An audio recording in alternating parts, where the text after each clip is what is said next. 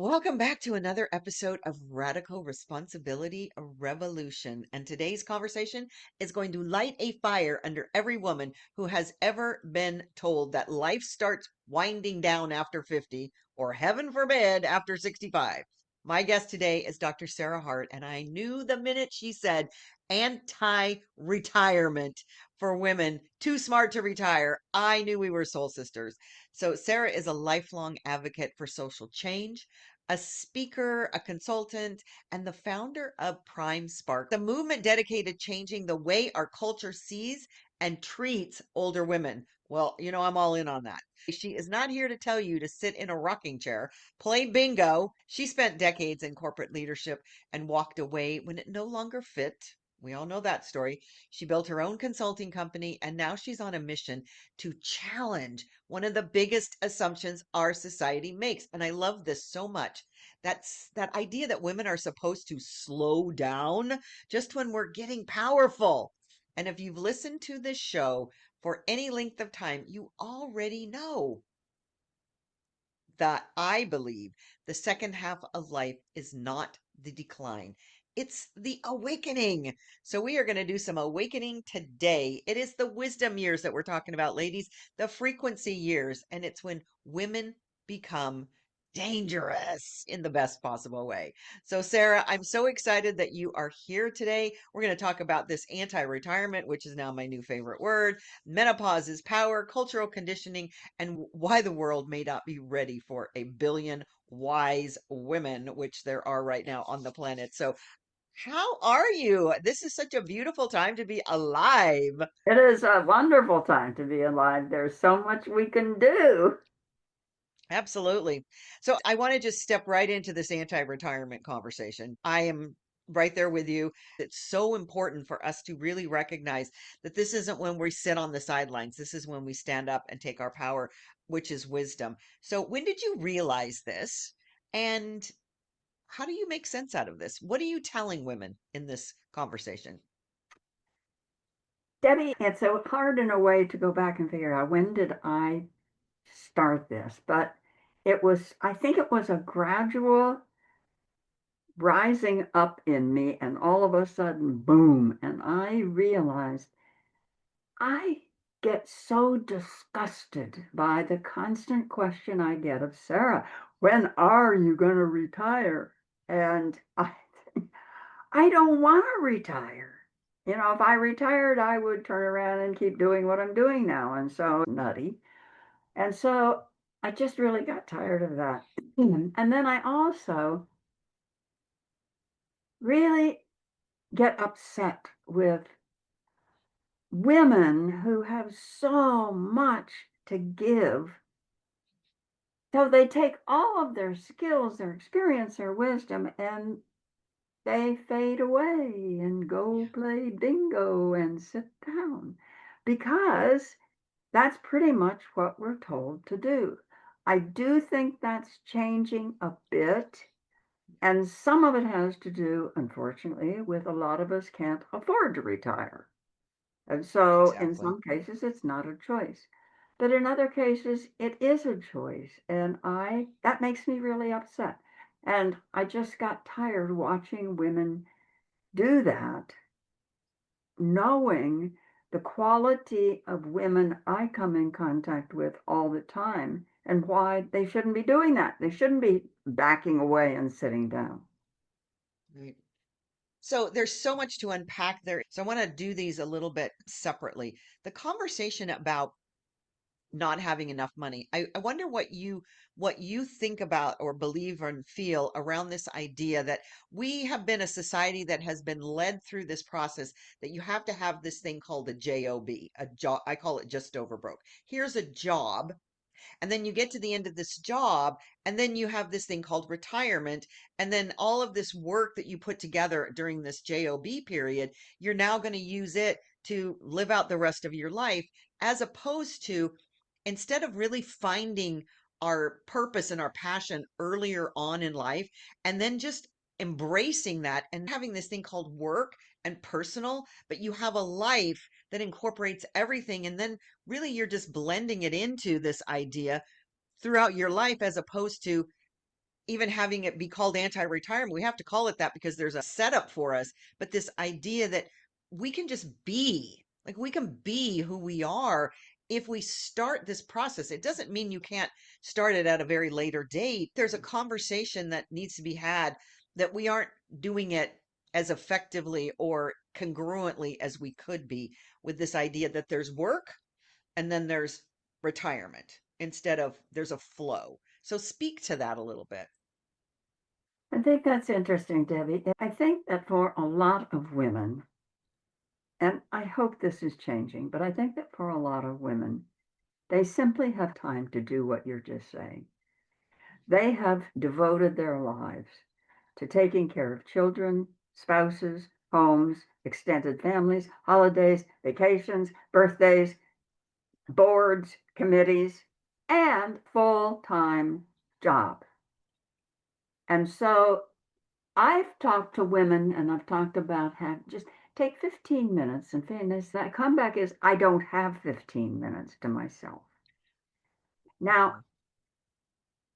maybe she does and maybe she doesn't, but that is what her life is like right now.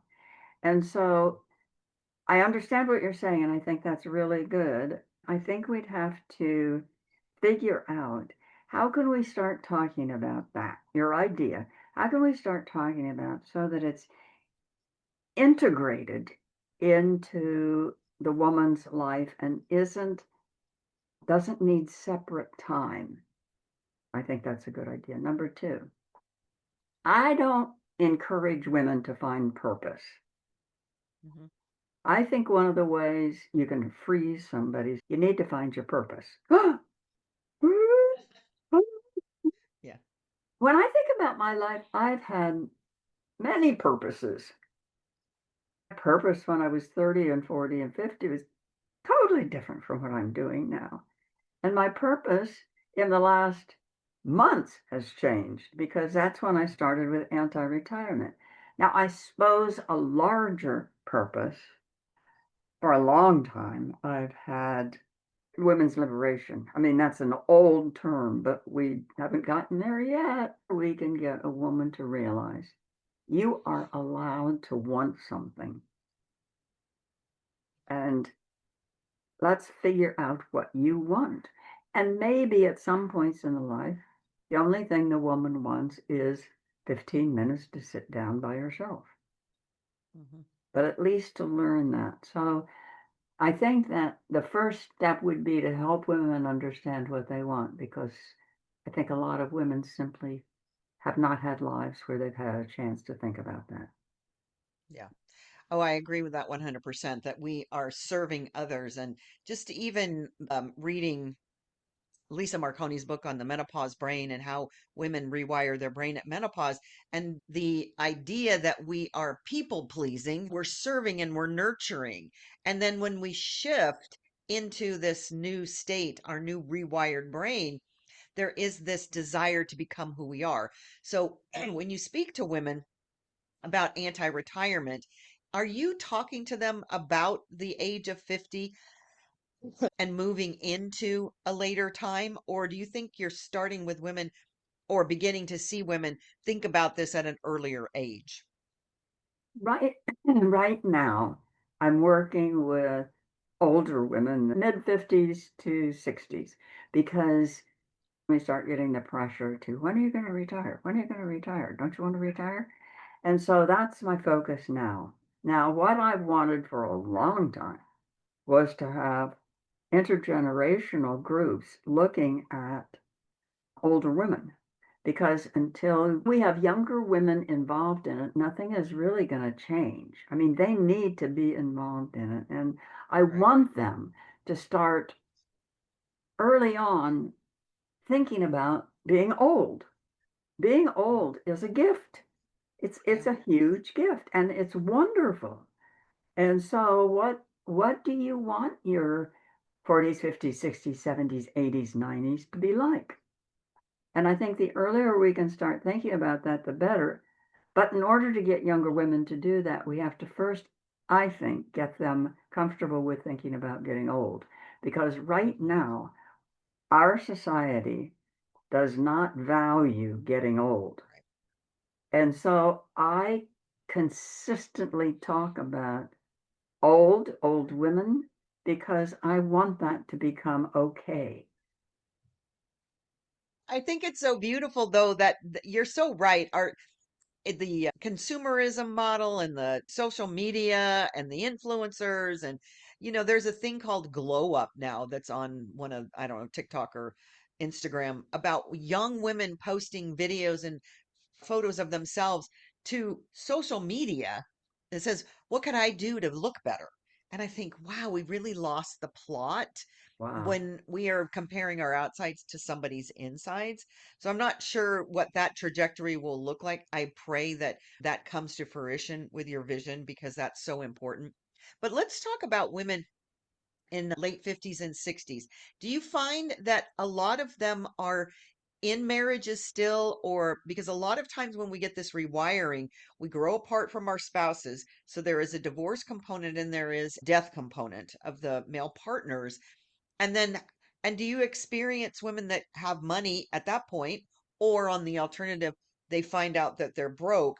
Talk about some of the difficulties in the traversing of what that is for women. Right. I think that for many women, and I think this is changing, but I think for many women, they they don't understand the finances in their family. Now, they may be responsible for paying the bills every month, but they don't work with the investments, and they don't, what whatever it is, where they don't really understand that. And so if there's a divorce, if there's a death of a spouse, then the woman can end up thinking, oh my gosh, I don't have any idea what to do. And so that, I've talked to several women like that, and it is really important for them to get some trusted financial advice at that point. Generally speaking, when women get to their 50s and 60s, they discover that they don't, this is a huge generalization, they don't have the amount of money they thought they did. Right. And that is because we are still not paid the same wages, which means we don't have the same Social Security and haven't been able, or we just haven't put aside money. And so suddenly many women find that they don't have the money that they thought they did or that they need. That's a very sad thing because Hmm. we oftentimes don't know what to do about it because we've never had to learn.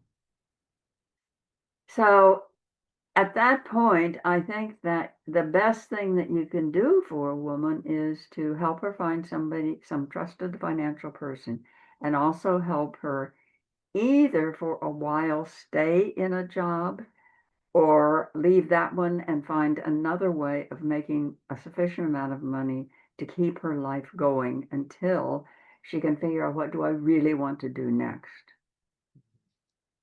So Yeah. they're all different scenarios, but, and of course, there is the woman who, I've talked to some of these women who do have money, and they are looking forward to retire. And those women are the ones I want to also talk out of it. I don't want women to continue working 60, 70-hour week jobs when they are done with them. That's not what the idea is. But for women who do have enough money, they may have been planning for years for a retirement.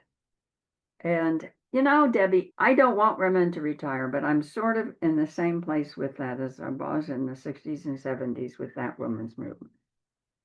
And how I felt at that point was, I really wanted women to be able to have careers with equal pay for equal work. I wanted them to be able to do that. That was not possible at that point. Still not really possible, but it really wasn't then. But if what a woman really wanted to do was stay home and take care of children and house and spouse, fine. But I wanted there to be a choice. Hmm. And that's exactly the same way I feel about this retirement. If you really want to, quote, this is me, just retire, retire.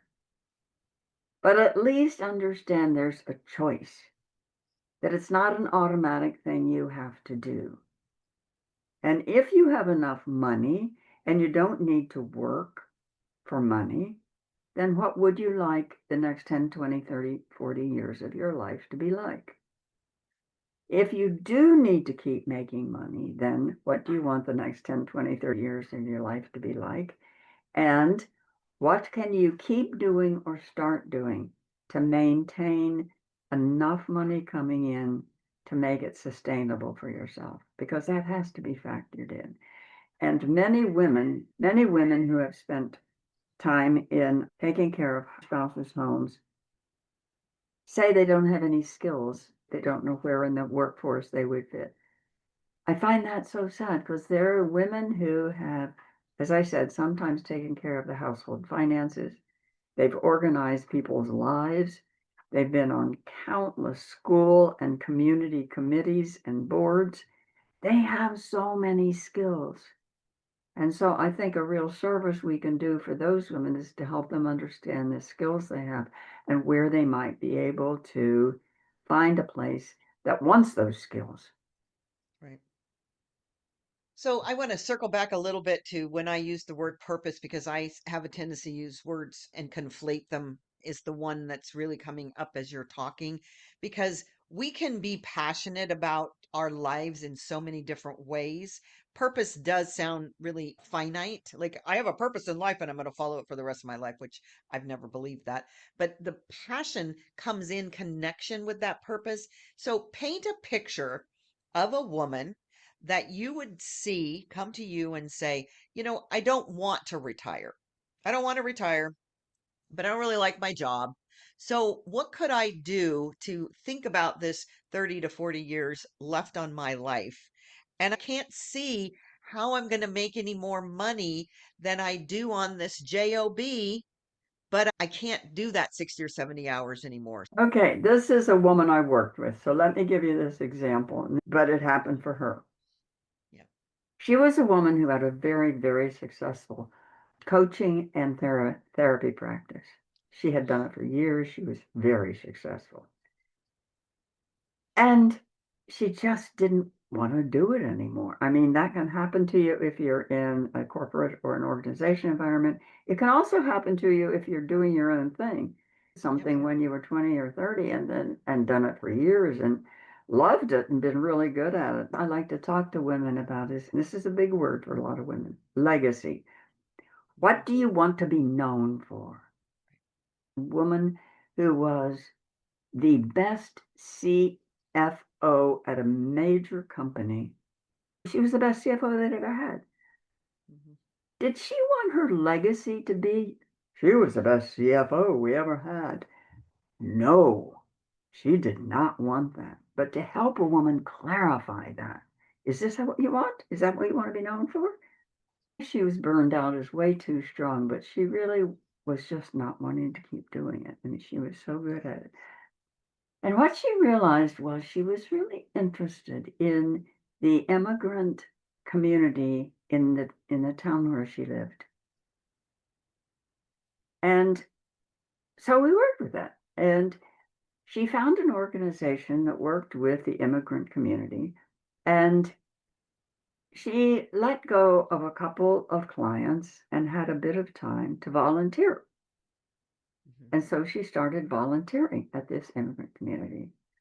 And she loved it.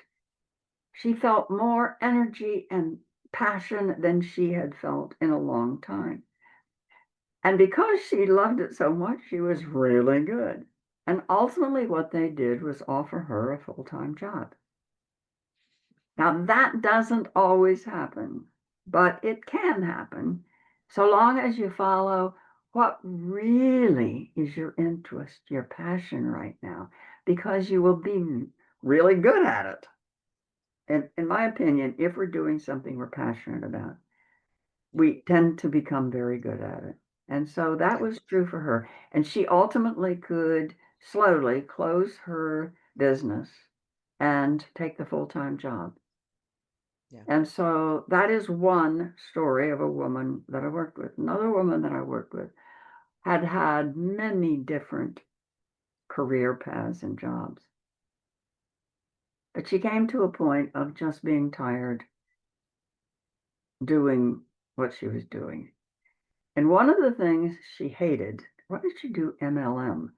Multi-level marketing. Oh, she hated multi-level marketing. Oh, no. But she happened upon a multi-level marketing company that had a product that she really was passionate about. And so she signed up and she is being very successful at it and loving it because she's passionate about the product. Mhm. Yeah.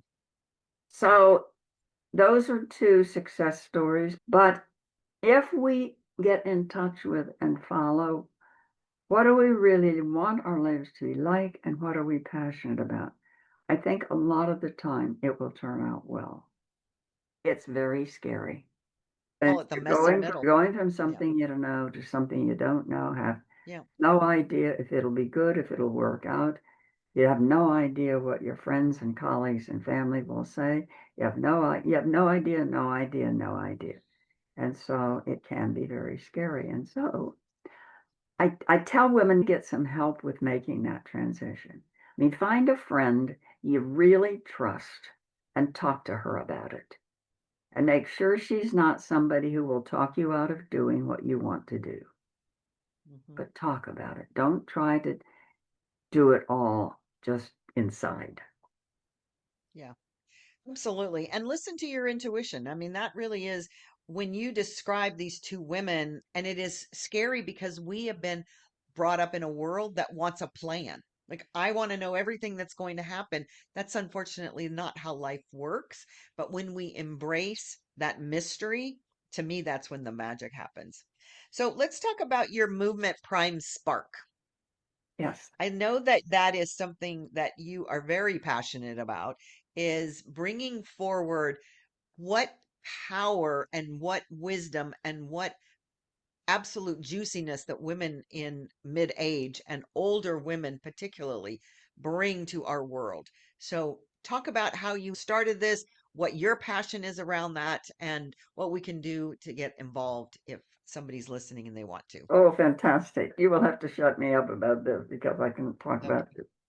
It's sort of a long story, so I'll condense it. Left a corporate job of many years, started my own consulting company, did that for 28, 29 years. Really liked the work. But at some point, I woke up and said, Sarah, you've been working as an employee or as a consultant in corporate America for 40 years. That's enough. So I was working with a coach, and she said, what do you think you're interested in? I said, well, I think I want to work with and on behalf of older women. And she said, oh, your golden years. And I said, no, no, no, no, no. I want to work with women in the prime of their lives, in their late 40s, 50s, 60s, 70s, 80s, and help them find that spark deep inside that will ignite them forward into the future. I thought, oh, that spark in the prime of your life, spark. And so that's how that came about. Now, I decided to work with and on behalf of older women because of the way I had been treated in a couple of doctors' offices. I went to a doctor and said that my calves hurt when I walked. And he said, and I knew to be alert to this because this had happened to my mother, and it's there's a cause for that. And he said, well, how far do you walk? And I said, well, I like to walk between 5 and 10,000 steps a day. I don't always make it, but that's what I like. And he said, I have patients who can't walk to the front door to get their mail. What you need to do is find a path with benches. And I thought, would he have told somebody in their 30s or 40s to find a path with benches? Or would he have helped them figure out how to keep doing the exercise they wanted to do? And I was so angry.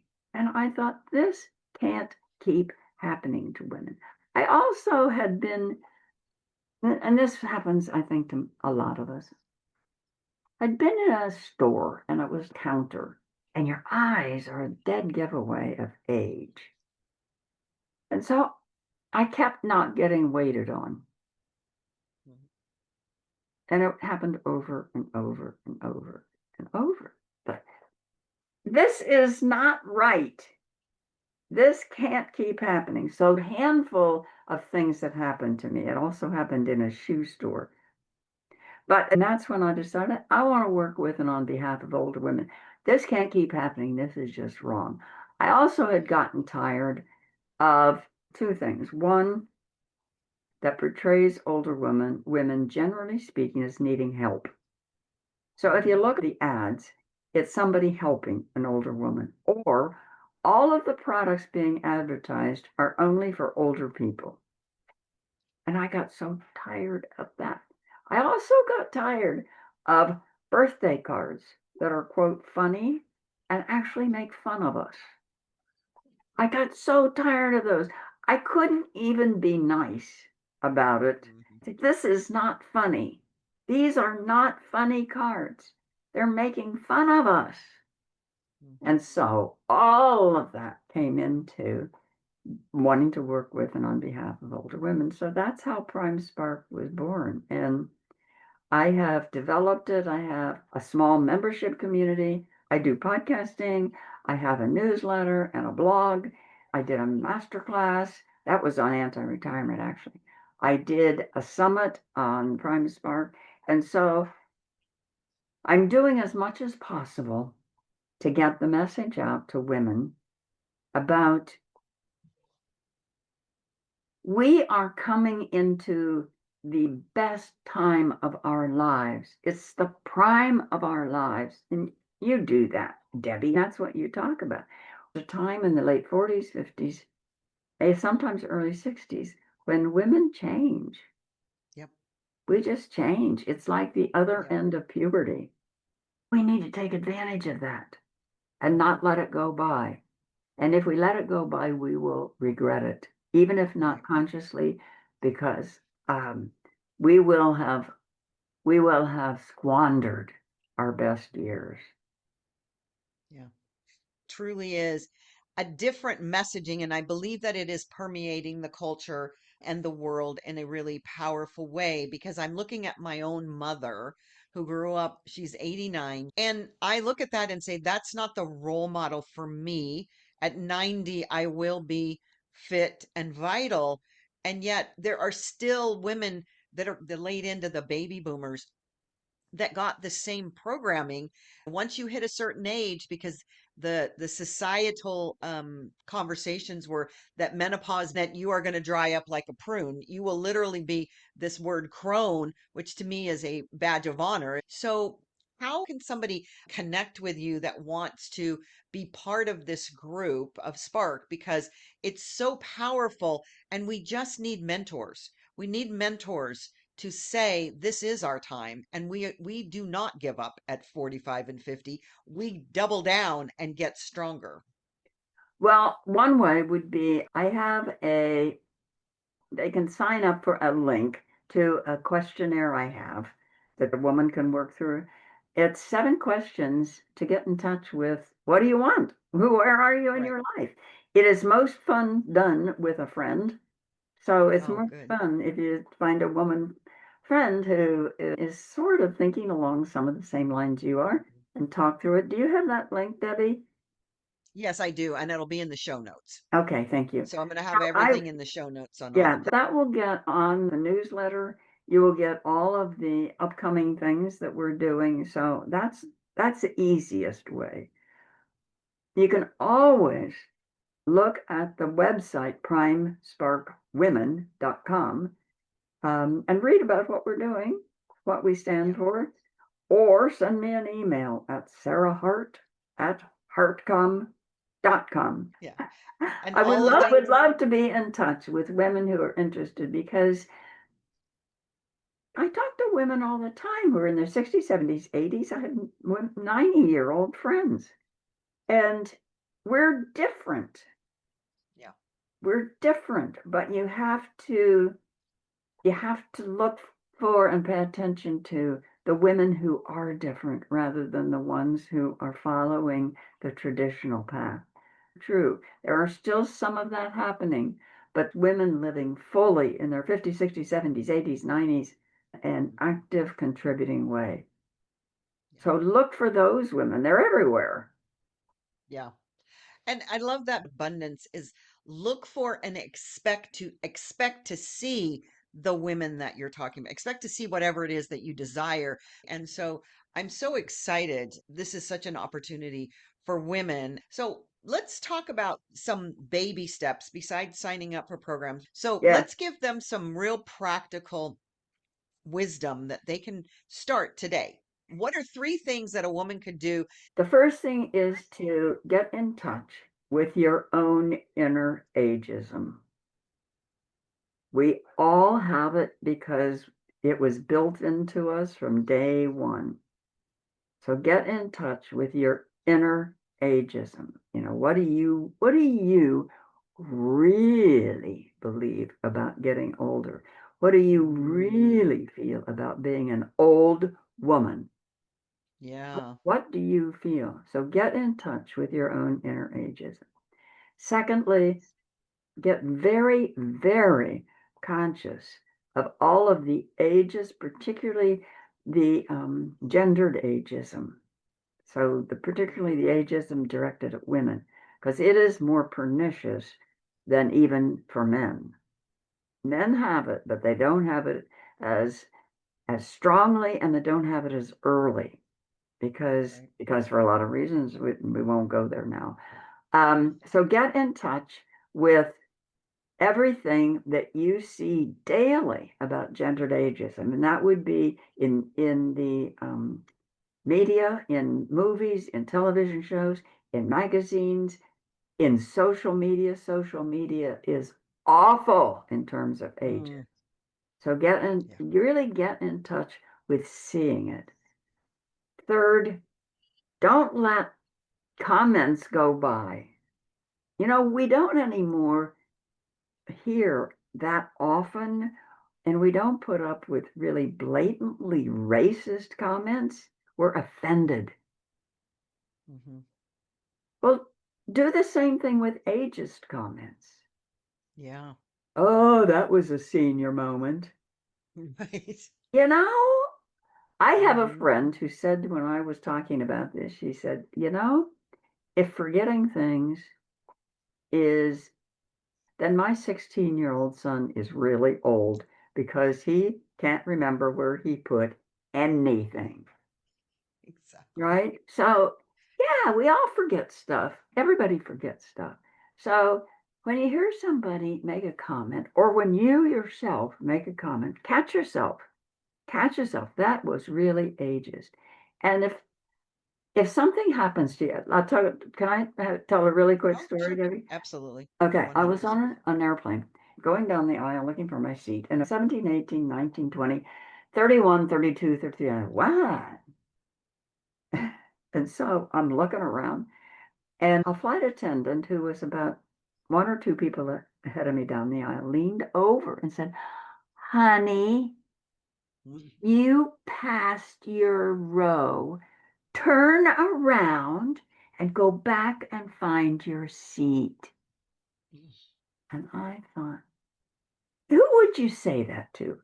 A 6-year-old girl who was traveling by herself? Maybe. But I was so angry, and I usually wouldn't let that pass. But there was a whole line of people behind me who only wanted to find their seats. So I turned around and I found my seat. But I vowed at that moment, I will never let another of those moments go by. I don't care how many people are inconvenienced. I will never let another one of those go by. So mhm. pay attention to that. Pay attention to any comments you get about yourself or other people that are clearly Yeah. ageist. Watch for times in stores when you are being categorized as an older woman. Watch for things in the doctor's office. When the doctor says to you, "Oh, that comes with age. That's getting older." Hmm. Don't say that's not always true. So Right. call the doctor on that. I have friends who don't have this, so it's not just age. Right. Don't put up with. I I get very wrought about this, Debbie. I just love those three ways to really begin to become conscious our own outlook on ageism and then what we're seeing out in the world. And I even heard some things that I thought, "Oh, I do that and I'm unconscious about it." Because really truly any kind of shift we want to make in our lives is about being consciously aware. And so I think that this is just brilliant work that you're serving women with, and I am so honored and blessed that you shared time with us today because this is going to be one of my favorite podcasts because, I'm old, whatever that looks like. I'm old and I don't even know what that means. There's people in the Bible apparently that live to be 2000 years old. So, in the bigger scheme of things, 70 is a young chick. Thank you, But Debbie. This was so much fun. Oh, thank you for the work you're doing. yeah, I love it. We are making a difference. We and a lot of other yes, women. It is starting to happen, and it is a it is. movement, and it will grow, and we will be successful. But getting there will not be easy because it's never easy. We're going upstream. We're like salmon swimming upstream. But That's exactly right. all of Sarah's information is in the show notes, so be sure to take the quiz and really get started on this idea. Plan your life around anti-retirement. I am so excited about that whole concept. Thank you so much, Sarah. Thank you, Debbie.